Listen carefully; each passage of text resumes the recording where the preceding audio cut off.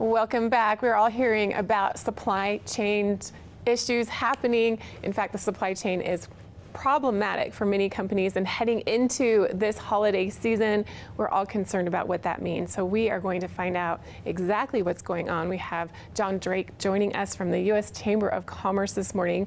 John, thanks so much for being here. How are you? I'm great. How are you? Doing very well, thank you. So tell me more about what has led to this supply chain issue. You know, there's a number of factors at work, but bottom line, the two big ones is that U.S. consumers are spending more than they ever have. We're seeing spending levels 20% higher than normal. And the second thing is we have thousands of open jobs all across the country, especially in our transportation supply chain spaces. We have 80,000 open jobs for truck drivers, thousands more in warehousing, ports, railroads, all across the board. You put those two things together, and it means we're just seeing records delays in delivering goods to where they ultimately need to go, to retail shelves and to front doorsteps of U.S. consumers. What does this mean for our holiday shopping season? I know many people are very concerned about the supply chain and this crisis. Well, you know, first of all, I have to give a shout out to my wife because she's doing the right thing, which is getting us to start buying our holiday gifts now. And I would say the exact same thing to your viewers, which is that we absolutely need to be going out and buying now, because I think as we get closer to the holidays, peak holidays, we're going to see more shortages of goods. We're also going to see more delays in being able to get goods to where they need to go. And how are the supply chain issues affecting local businesses here and our viewers at home? You know, for small and medium-sized businesses, this is hurting them more than probably anybody else. Let me give you a really good, powerful point. About a year ago, it would cost a small business approximately $3,000 to ship a container over the ocean filled with goods from China to the United States. Today, we're hearing that cost has skyrocketed to $30,000 to $35,000.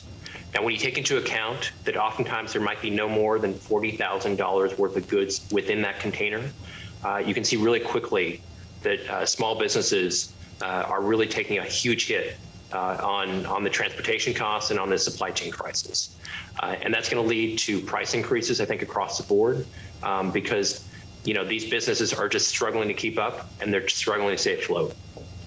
And it seems that small businesses were already taking a big hit from the pandemic, from worker shortages, and now this supply chain issue. So what is the U.S. Chamber of Commerce doing to help this problem? We're doing a couple things. I think first is we're bringing all the players together, and we're engaging with the federal government and with the ports to figure out how we can solve this crisis in real time. There's a number of efforts on the table, including going to 24/7 operations at the ports, and also looking to ways to move containers off ports as quickly as possible. The second thing, and I think this is just as important, is getting our ports to work faster over the long term. You've probably been hearing a lot about the ports of LA and Long Beach in all these discussions about the supply chain crisis. The reason you're hearing about that is because those two ports are responsible for 40% of all imports that enter into our country.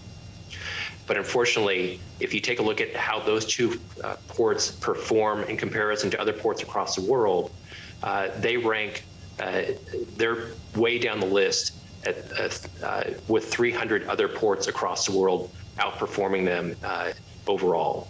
You've got a lot of third world countries that are beating those ports in performance, and you've also got a lot of ports in China that are doing the same. This simply it's embarrassing to have happened here in the United States, and we have to figure out some ways to fix it.